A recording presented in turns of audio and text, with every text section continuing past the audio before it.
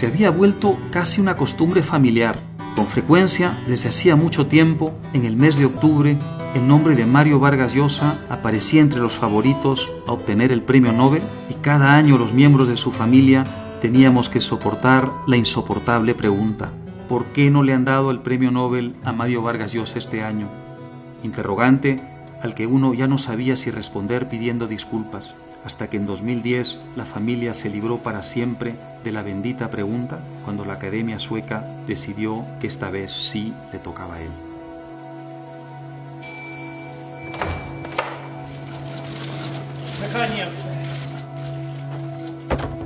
El Premio Nobel de Literatura 2010 ha sido otorgado al escritor peruano Mario Vargas Llosa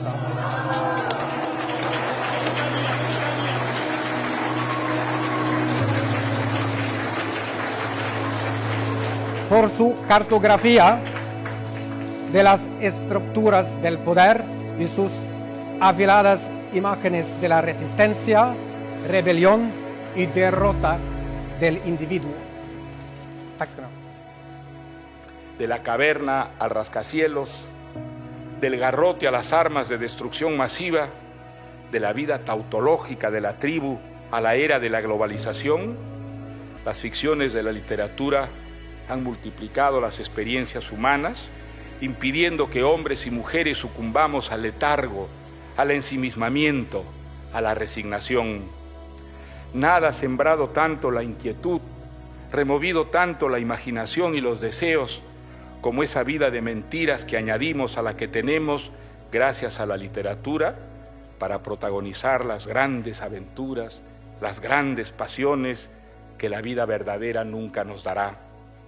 Por eso, tenemos que seguir soñando, leyendo y escribiendo, la más eficaz manera que hayamos encontrado de aliviar nuestra condición perecedera, de derrotar a la carcoma del tiempo y de convertir en posible lo imposible.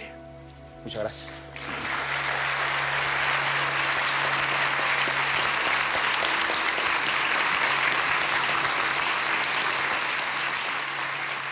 Empecemos hablando un poco del premio Nobel. ¿Qué recuerdas de aquellos días? ¿Cómo te enteras del premio? ¿Cómo te lo comunican?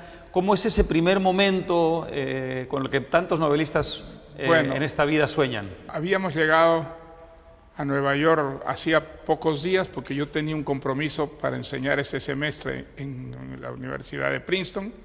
Estábamos en un departamento en la calle 57, entre la séptima y la octava, me parece, y yo me había levantado a preparar una clase sobre Alejo Carpentier, sobre una novela de Carpentier que a mí me gusta mucho, que es El reino de este mundo, y eran las 5:30, 5:15 de la mañana, más o menos, estaba oscuro todavía, estaba trabajando, leyendo, releyendo la novela, tomando unas notas, cuando vi aparecer en la salita donde yo trabajaba a tu mamá, a Patricia, con el teléfono en la mano y con una cara de éxtasis.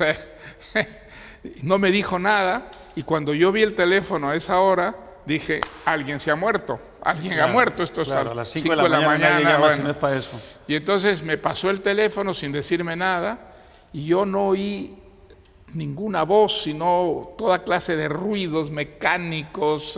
Había una especie de... Pero de pronto, en el fondo de todos esos ruidos, una voz que decía The Swedish Academy, y se cortó. Entonces le digo a Patricia, oye, han dicho The Swedish Academy, y volvió a sonar el teléfono. Y ahí, sabes, ya me dijo, I am the perpetual secretary of the Swedish Academy, el secretario perpetuo de la Academia Sueca. Y entonces me dijo, pues hablo con Mario Vargas Llosa, sí. Me dijo, pues lo llamo para decirle que le hemos dado el Premio Nobel de Literatura de este año. Y entonces yo quedé tan absolutamente sorprendido, desconcertado, que lo único que atiné a decirle fue un idiotez. Le dije, ¿is that official? Y entonces me dijo, lo va a hacer en media hora, prenda usted la televisión y lo va a ver. Bueno, y entonces pues le digo a tu mamá, bueno, ¿y qué hacemos? Entonces me dice, vamos a llamar a los chicos. Y en ese momento yo digo, ¿y si es un cuento? Claro. Porque yo me acordaba que había estado en Roma años atrás cuando le hicieron esa pasada a Alberto Moravia, el escritor que italiano. lo llamaron por teléfono, le dijeron, pues ha recibido usted el premio Nobel, él se lo creyó, llamó a los periodistas. Qué horror. Y cuando los periodistas llegaron a su casa, resulta que se lo habían dado, me parece que a Seferis, el griego. Y entonces, y digo, y si alguien, un amigo, entre comillas, me está inventando esta historia, pero bueno, dije, vamos a correr de todas maneras el albur, pues si te llamamos a ti, llamamos a Gonzalo, llamamos a Morgana, y a las 6 en punto de la mañana, hora de Nueva York, o sea, las 12 del día, hora de Estocolmo, apareció en la televisión que me habían dado el premio Nobel. Official.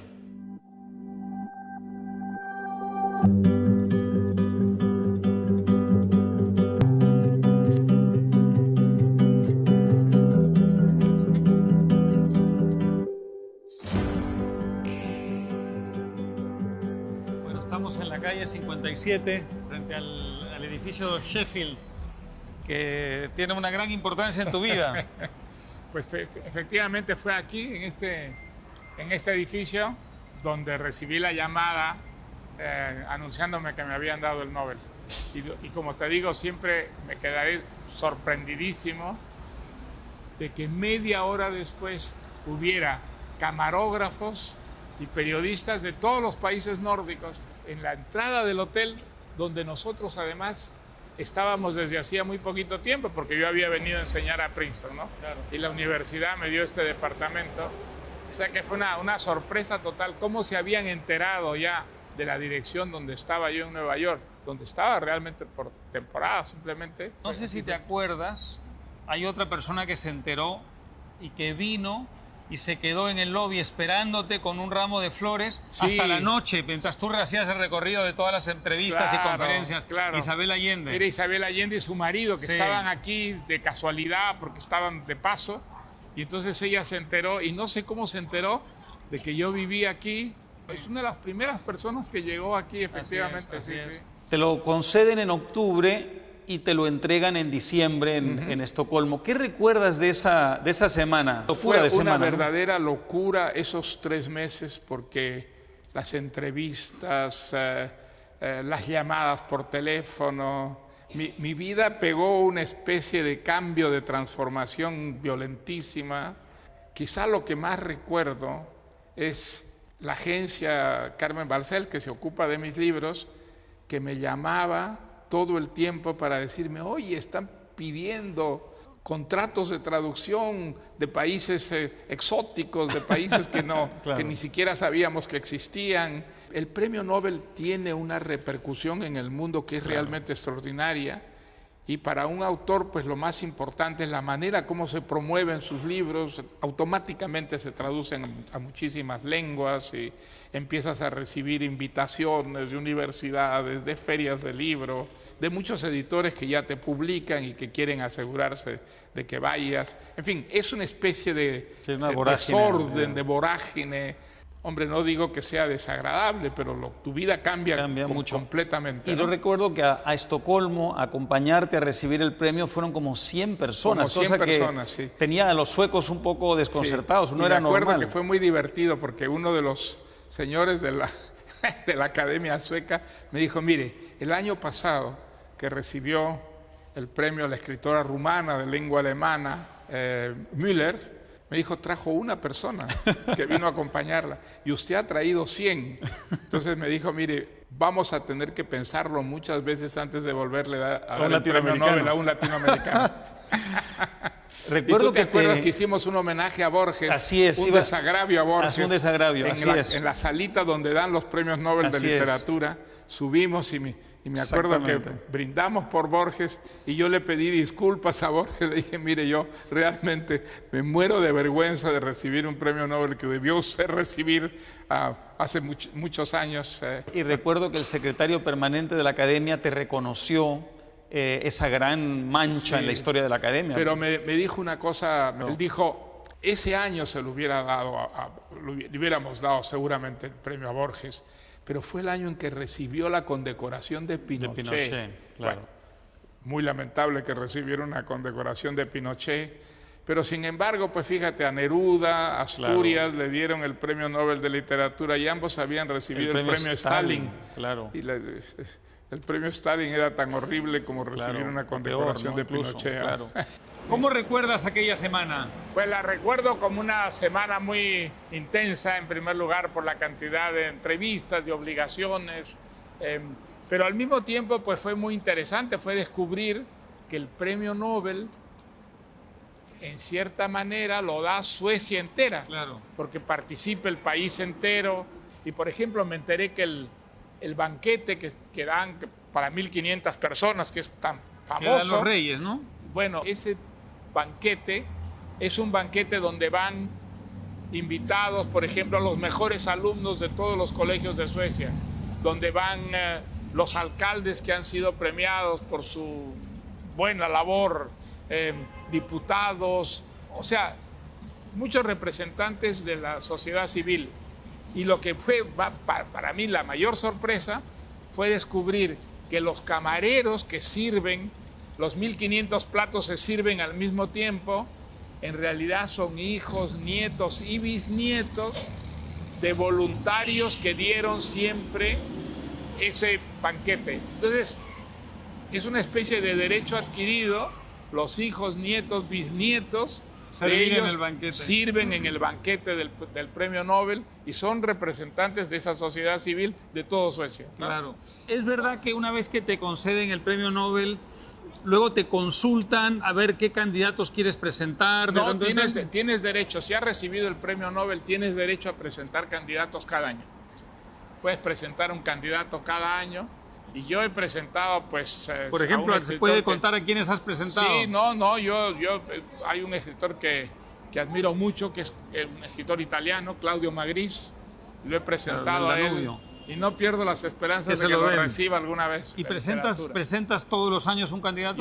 Presentas todos los años un candidato, tienes derecho y te recuerda la academia, si no lo has hecho, que tienes hasta tal fecha para presentar candidatos. ¿Pasa lo mismo en otros premios, por ejemplo el Cervantes o no?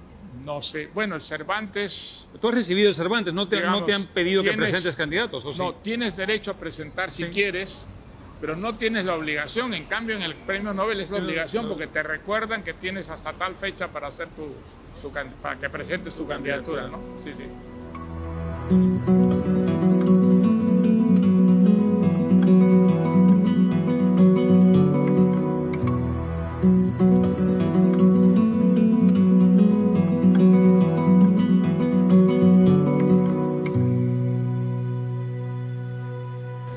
Yo creo que la primera vez que vine a esta biblioteca fue hacia el año 1975 o 76 y la verdad que quedé deslumbrado.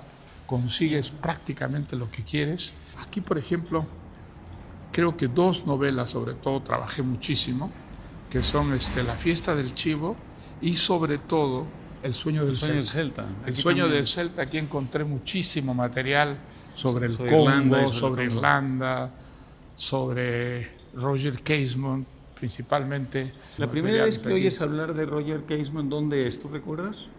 Fue leyendo una nueva biografía de Conrad, que sobre todo contaba que Conrad por fin había conseguido ese contrato con la compañía de Leopoldo II, que lo hacía patrón de un barco. Y entonces el contrato era por 3 años. Y esta biografía decía, pues misteriosamente, a los 6 meses cancela el contrato y se regresa a Inglaterra. ¿Y qué es lo que había pasado? La primera persona que conoce llegando al Congo es Roger Casement, que era cónsul, y claro, él le abre los ojos. Le cuenta los horrores y entonces, claro, él llega como muchos europeos completamente ilusionados.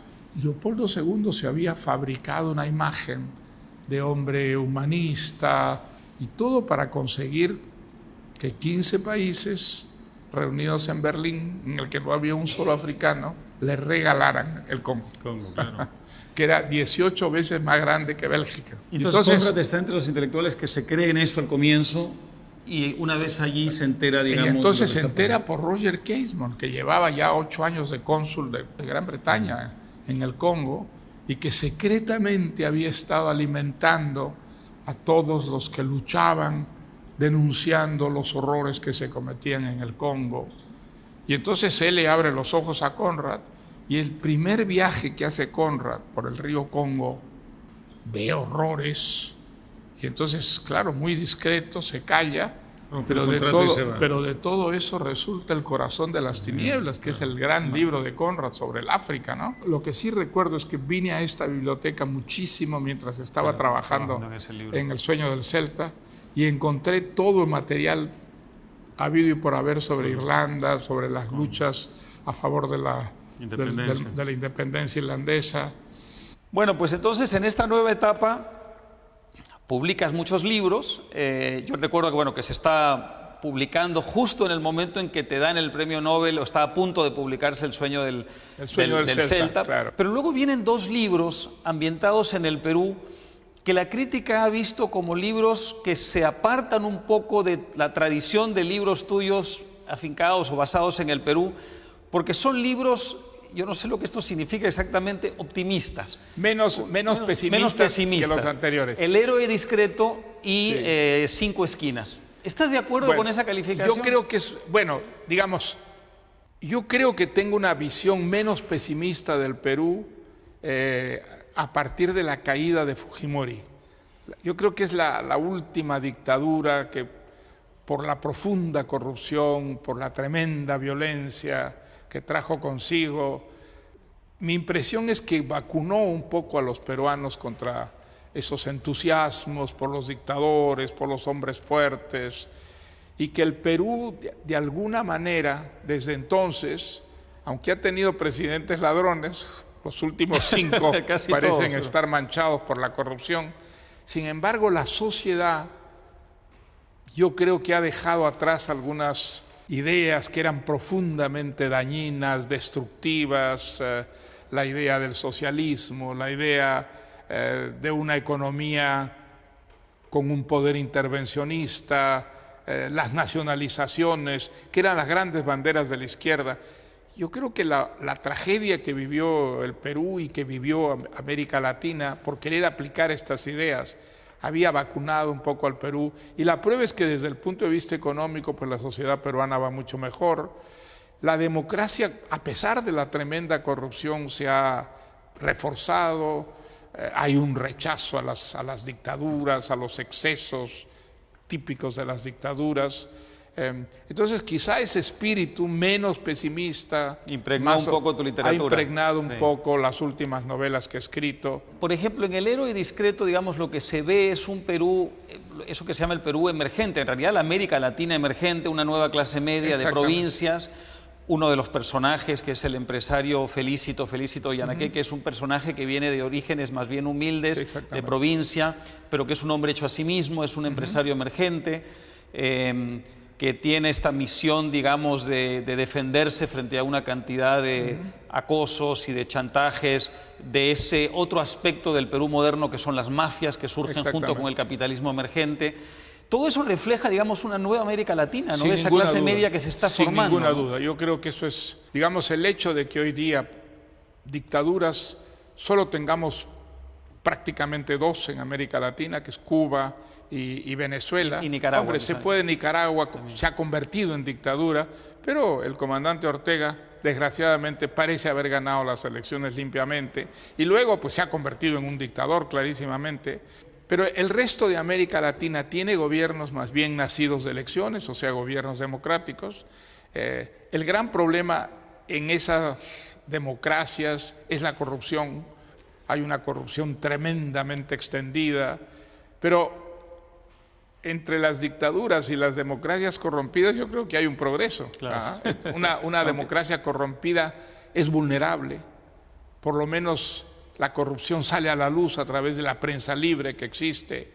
Y desde el punto de vista económico, sin ninguna duda, hay un progreso. Las viejas ideas que hicieron tanto daño en América Latina parecen haber quedado completamente descartadas, salvo por grupos muy, muy pequeños, minúsculos.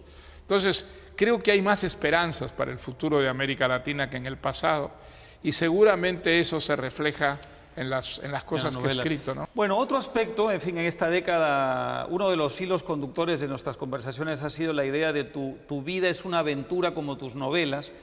Otra de las aventuras que has vivido en estos años es la política en España. Tú habías tenido la experiencia política peruana, de la que ya hemos hablado con mucho detalle. Habías jurado que no volverías a subirte a un estrado para liderar una manifestación y sin embargo en España te viste arrastrado a hacerlo en años recientes, especialmente aquella manifestación en octubre de 2017, si mal no recuerdo, contra el separatismo, nada menos que en la propia Barcelona.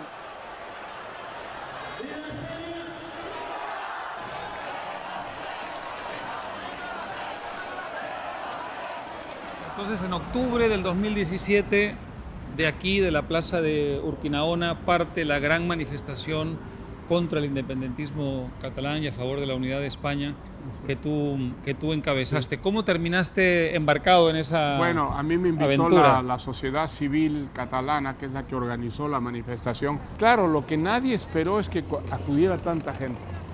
Fue la primera vez que una manifestación contra el independentismo convocaba a decenas de miles de personas.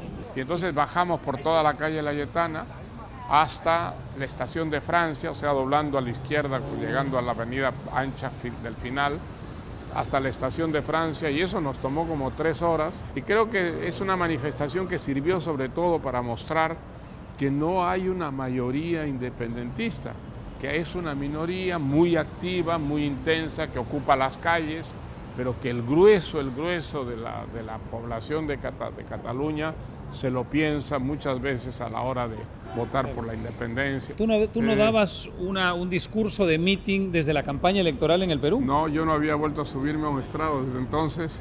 Pensé que nunca más me subiría, pero bueno, la causa del independentismo catalán yo creo que lo justificaba. ¿Quién hubiera dicho que años después volverías a la política, ya no en el Perú, sino en España, arrastrado por esta nueva causa? ¿Quién lo hubiera dicho? Así efectivamente, así es. En 2018, su libro La llamada de la tribu recoge las lecciones que aprendió de 7 de los principales pensadores liberales y en cierta forma resume su propio pensamiento en el mundo de las ideas políticas. Pues quizás este es un contexto muy apropiado para que te pregunte por un libro reciente, La llamada de la tribu, que es un libro justamente sobre la libertad y que tú has calificado un poco de autobiografía intelectual. Sí. ¿Qué quisiste decir con eso? Pues yo creo que es exactamente eso, una autobiografía en la que se cuenta la evolución de alguien que en su juventud fue comunista, socialista, que creyó que estas doctrinas podían enfrentar mejor el subdesarrollo y convertir a nuestros países del tercer mundo en países del primer mundo, y que luego fue descubriendo a lo largo de los años de la vida que el comunismo, que el colectivismo, que el estatismo traían más problemas que aquellos problemas que resolvían. Y entonces, a través de 7 pensadores, este libro pues trata de mostrar esa evolución del comunismo, del socialismo, a una defensa de la democracia y finalmente a lo que yo creo es el gran motor de la democracia en Occidente, que ha sido el liberalismo. Estos son 7 pensadores liberales. ¿Qué les debes a cada uno de ellos? Bueno, pues yo creo Empecemos que en el caso de Adam Smith, que se le considera el gran padre del liberalismo, la idea, que era absolutamente revolucionaria para su tiempo, de que desde una actitud egoísta de un individuo que trabajaba para su bienestar y para su progreso, contribuía extraordinariamente al progreso de la sociedad, al desarrollo de la sociedad. En él había siempre una conciencia de que había que combatir la pobreza, de que había que llegar a una sociedad en la que hubiera verdaderamente igualdad de oportunidades para todos. Creo que en el caso de Popper, pues es la defensa de la libertad contra el totalitarismo y todos los autoritarismos. Popper es creo que el primero que descubre que en los orígenes mismos de la libertad, en la Grecia democrática, surge al mismo tiempo que ese gran progreso humano, algo que lo contradecía, el colectivismo, el estatismo. Y bueno, yo creo que es el caso de Hayek, que es el mercado, la defensa del mercado, la idea de que el mercado libre es la fuente del progreso, del desarrollo de las sociedades. El caso de Isaiah Berlin para mí es importantísimo porque él es un hombre de enorme cultura filosófica, literaria, histórica, social, y al mismo tiempo él piensa que la cultura es un ingrediente absolutamente fundamental de la democracia, que la riqueza de la vida democrática la da la cultura, las ideas, y que entonces la educación debe reflejar, digamos, esta importancia de la filosofía, la literatura, la historia, las humanidades, en lo que es la creación de una sociedad moderna, civilizada y enfrentada a la barbarie. Creo que el caso de Ortega y Gasset es muy interesante también. Es el único, entre paréntesis, de lengua española que está ahí. Exactamente. Bueno, él es un hombre tolerante, es un hombre que cree en la coexistencia, en la diversidad de doctrinas distintas. Él fue en España un defensor de la República, hasta que descubrió que la República era un caos absoluto, que había matanzas espantosas, tanto de la extrema izquierda como de la extrema derecha, y entonces pues rectifica, rehace muchas de sus convicciones. Pero quizá el gran mérito de Ortega y Gasset es que él todo lo que escribe, lo escribe tratando de llegar al mayor número. La frase famosa esa de la claridad es la cortesía del filósofo, la puso en práctica en todo lo que escribió, y todo lo que escribió son prácticamente artículos, ensayos que aparecían en periódicos y que luego publicaba en libros. Y Raymond Aron, pues yo viví en Francia los años en que prácticamente en solitario él defendía la democracia contra el totalitarismo. Eran los años en que prácticamente todos los intelectuales importantes en Francia estaban a favor del comunismo, del socialismo, trataban de lavarle la cara al comunismo, y no ha sido así. Nosotros hemos visto cómo la Unión Soviética se desplomaba, desaparecía por su ineptitud para, digamos, resolver los grandes anhelos de una vida mejor, de mayores oportunidades para todos. ¿Y su discípulo, tu amigo Jean-François Revel, qué te dio? Pues yo creo que Jean-François Revel dio un conocimiento global de la problemática del socialismo y democrática. Y fue uno de los escasos intelectuales franceses de muy alto nivel que defendió América Latina con conocimiento de causa y defendió la causa democrática, la opción democrática en América Latina, en un momento en el que había esa especie de enajenación mundial, de entusiasmo con el socialismo representado por Cuba. Hemos asistido en esta época a la desaparición del comunismo prácticamente. Entonces lo que queda, ¿qué cosa es? Lo que queda es la democracia, pero una democracia cada vez más perfeccionada. Quizá esa es la gran tarea de nuestro tiempo, ¿no? Perfeccionar la democracia, librarla de todas sus tremendas impurezas. En esta etapa, el premio Nobel no es el único acontecimiento cataclísmico de su vida. También su vida privada se ve revolucionada cuando se divorcia de mi madre, Patricia, de cuya decisiva contribución a su vida y su obra dejó constancia en su discurso del premio Nobel, y se instala en España junto a su nueva pareja, Isabel Preisler.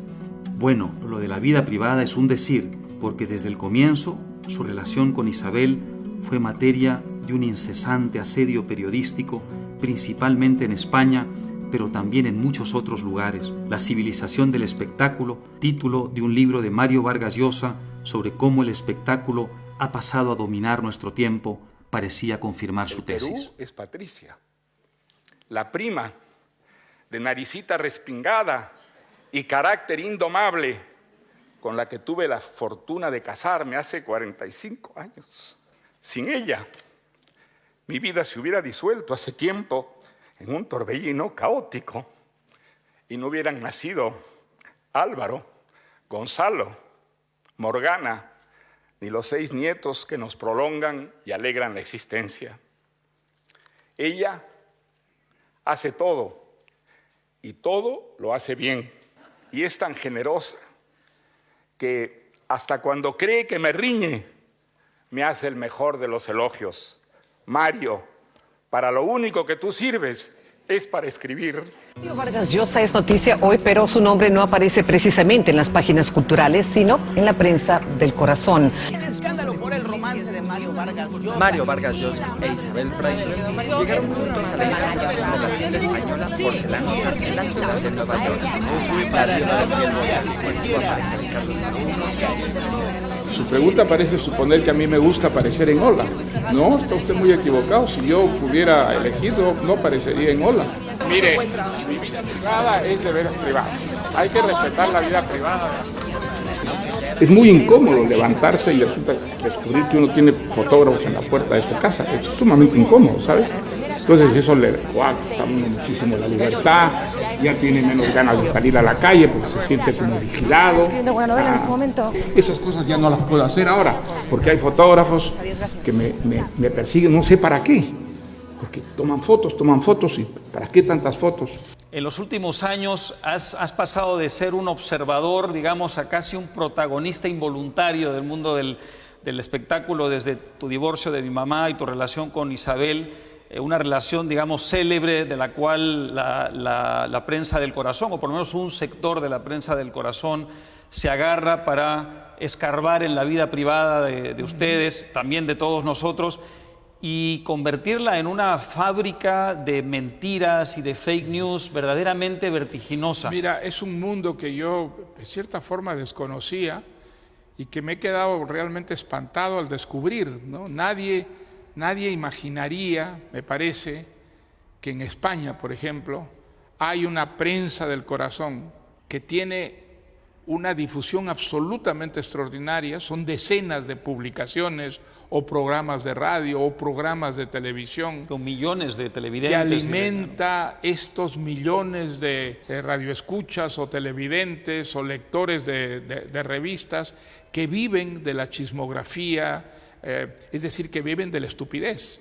Hay una estupidez que tiene que ver con la chismografía social, que escarba la intimidad de las personas, exagerando, deformando las cosas, y que yo creo que enajenan profundamente a un sector muy importante de la sociedad y de la cual viven miles de personas.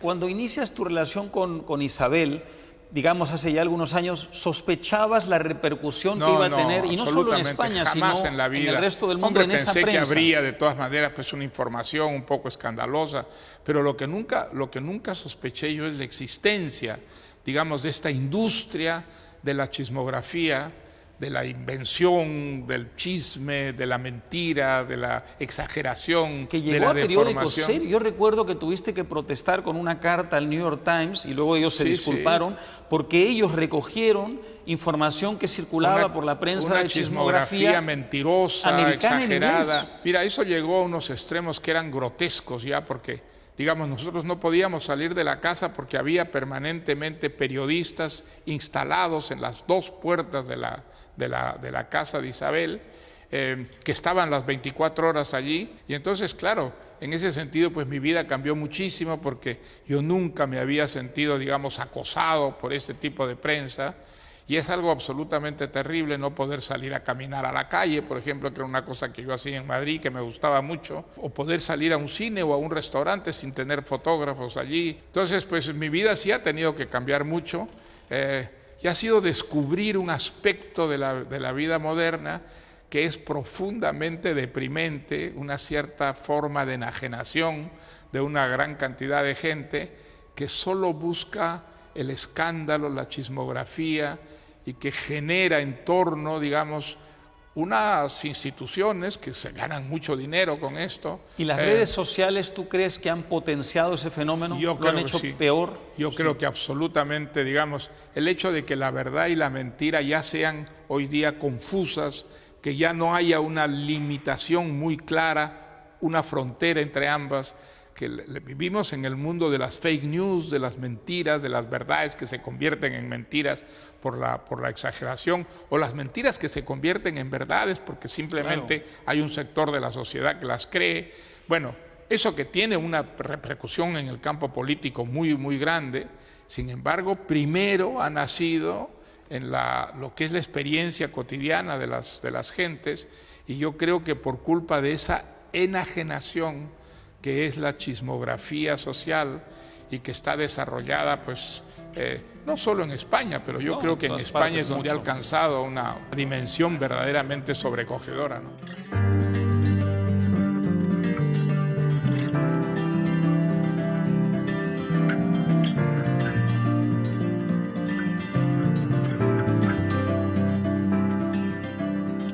Isabel, él me contaba ayer que la vida en Madrid con el acoso de la prensa para ustedes no es fácil. Salir, en fin, las cosas más elementales, caminar o hacer deporte por la calle es muy complicado. Entonces me pregunto, por eso, me pregunto si Nueva York, que es una ciudad a la que vienes mucho, te da una libertad que no te da Madrid, si te sientes de otra manera en Nueva York. Totalmente, sin ninguna duda.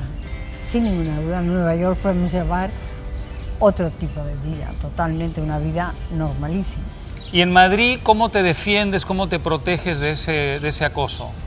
Pues porque estamos rodeados también de gente que nos ayuda, que están acostumbrados a separarnos de los paparazzi y de medir un poquito el horario, las salidas, La gente del mundo de la prensa, yo he estado en la prensa toda mi vida, no sabe diferenciar entre lo que es tener un trabajo relacionado con los medios y salir en los medios por trabajo y el derecho que ellos creen que tienen a, digamos, 24 horas al día tener una cámara sobre ti y quitarte toda vida privada, ¿no? Por supuesto. Pues nosotros normalmente en Madrid, tenemos a 1 o 2 coches en cada puerta de la casa. Eso contaba ayer. Y dice que en algunas veces incluso... Piensa que en mi casa siempre hay alguien que les merece la pena. Si no estamos ver quién nosotros, entra y quién sale, claro. No, pues si no estamos nosotros, está Tamara, que también les aporta algo. Claro. Si no, están Ana y Fernando, que sin ninguna duda, y ahora con el bebé mucho más. Entonces, les compensa estar en la puerta porque siempre hay alguien que a ellos les compensará. Hay que adaptarse, no hay otra, porque digamos, incluso hasta legalmente es difícil defenderte. En España muchas personas públicas, hasta una hermana de la reina, ha intentado a lo largo de los años defenderse, incluso en tribunales, contra ese acoso y ha sido imposible. Pierdes absolutamente todos los juicios, porque en nombre de la libertad de expresión, en nombre de la libertad de crítica, pues realmente los periodistas chismográficos hacen realmente su agosto, ¿no? Así todo, yo tengo que decir que estoy en un sitio dentro de ese mundo privilegiado, porque a mí me tienen un cierto respeto, entre comillas, ¿sabes? Hay otra gente con la que es muchísimo peor. Yo no olvido nunca, a mí me tocó, yo era corresponsal en Londres para la prensa española, la muerte de la princesa Diana en París fue en gran parte obra de una cacería periodística. Una cacería periodística, por supuesto, claro. Y en Inglaterra hubo un gran debate sobre dónde era el límite, digamos, de invasión de la privacidad y al final continuaron haciendo exactamente lo mismo. Pero es verdad que la diferencia es que hay medios como The Sun que se dedican a eso y el Times no se le ocurriría, o el Daily Telegraph no se le ocurriría nunca hacer eso. Pero cada día más la chismografía va invadiendo incluso los periódicos más serios. En algunas partes. Realmente yo creo que en Inglaterra, por ejemplo, Mario, que era famoso por su prensa seria, ya no es tan seria la prensa. La prensa, el Times, por ejemplo, que era un periódico tan absolutamente serio, ahora tiene o unas columnas o unas páginas dedicadas también a la chismografía, porque desgraciadamente el público lo demanda. La gente quiere el público tiene una presión, una exigencia de que haya más chismografía y por eso los periódicos más serios van sucumbiendo, ¿no? Bueno, siempre quedará Nueva York para escaparse unos días. Una de las ironías de todo esto es que en el 2012 tú habías publicado La civilización del espectáculo y esos enemigos políticos que nunca faltan dicen, él que había publicado La civilización del espectáculo, hoy es parte de la civilización del espectáculo. ¿Tú dirías que tu experiencia con toda esta, digamos, inmundicia informativa que has tenido que padecer, ha confirmado, digamos, reafirmado tus tesis, la ha enriquecido? ¿Cómo la ha afectado? ¿Y cuál era la tesis central del libro? La tesis central del libro es que en nuestra época la cultura llega a más gente, eso es verdad, pero lo que llega es una cultura frivolizada y banalizada, porque yo creo que la cultura hoy día forma parte del espectáculo. Creo que el espectáculo ha ido creciendo, abrazando cada vez más cosas que antes se suponía que eran serias y que han dejado de serlo. Y creo que eso tiene que ver con esa evolución de la cultura en la que las ideas, es decir, el libro, ha ido perdiendo terreno frente a las pantallas, frente a las imágenes que son hoy día hegemónicas en el campo de la cultura. Esa es la razón de ser de ese ensayo sobre la civilización del espectáculo. Hoy día realmente la chismografía, por ejemplo, es tan importante en el tercer mundo como en el primer mundo, y al mismo tiempo la cultura pues sí llega a un sector muchísimo más amplio. Por eso algunos filósofos defienden en nuestra época, dicen que por primera vez hay una cultura democrática porque llega a todo el mundo, pero lo que llega es algo que tiene que ver fundamentalmente con la imagen, mucho más que con el libro. Y yo tengo la impresión, diría casi la seguridad, pero no puedo demostrarlo, que el libro tiene que ver fundamentalmente con las ideas y que la imagen tiene que ver fundamentalmente con el espectáculo, es decir, con el cine, con las seriales, algo que para mí es muchísimo más alienado, menos defendido desde el punto de vista intelectual que el libro y que las ideas que yo creo que están sobre todo concentradas en el libro. ¿Y eso significa a mediano plazo qué significa para el libro y qué significa para la civilización? Bueno, depende de la decisión que nosotros tomemos. Si nosotros consideramos que las ideas son importantes, que el libro es más importante que la pantalla, tenemos que crear a través de la educación buenos lectores en el futuro y no lo que está desgraciadamente ocurriendo, que son malos lectores, ¿no es cierto? Que yo creo que las pantallas están ganando el terreno al libro, pero si nosotros creemos que el libro es importante, que hay que crear buenos lectores, porque crear buenos lectores es crear buenos ciudadanos, yo lo creo profundamente, entonces hay que crear lectores, la educación debe estar orientada fundamentalmente no a crear espectadores y telespectadores, sino fundamentalmente lectores. Esto no significa pues que hay una guerra a muerte entre las pantallas y los libros.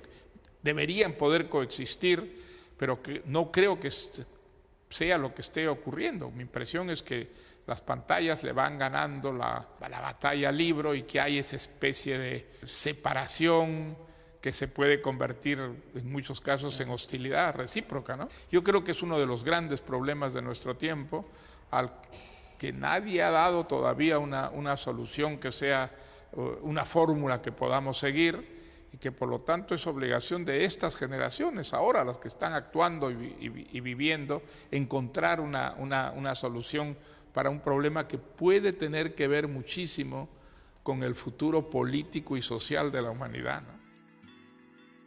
Tengo el gran honor de presentar al Premio Nobel de Literatura, Mr.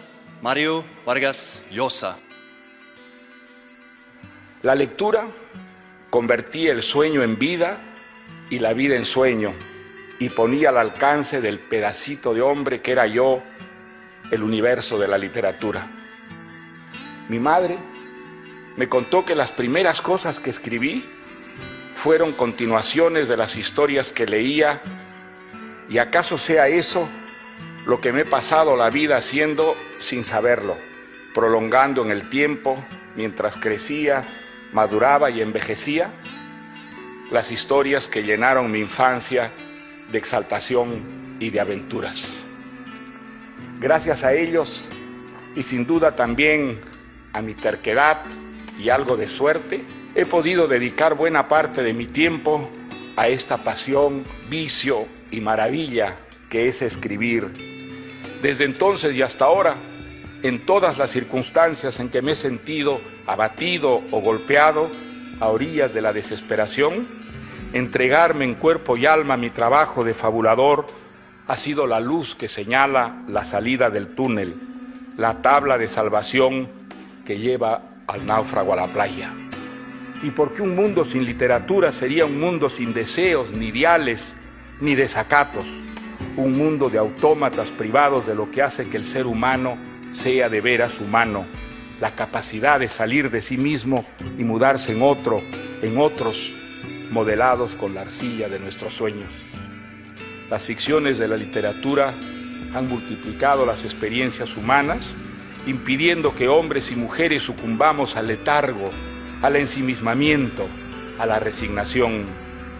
Por eso, tenemos que seguir soñando, leyendo y escribiendo, la más eficaz manera que hayamos encontrado de aliviar nuestra condición perecedera, de derrotar a la carcoma del tiempo y de convertir en posible lo imposible.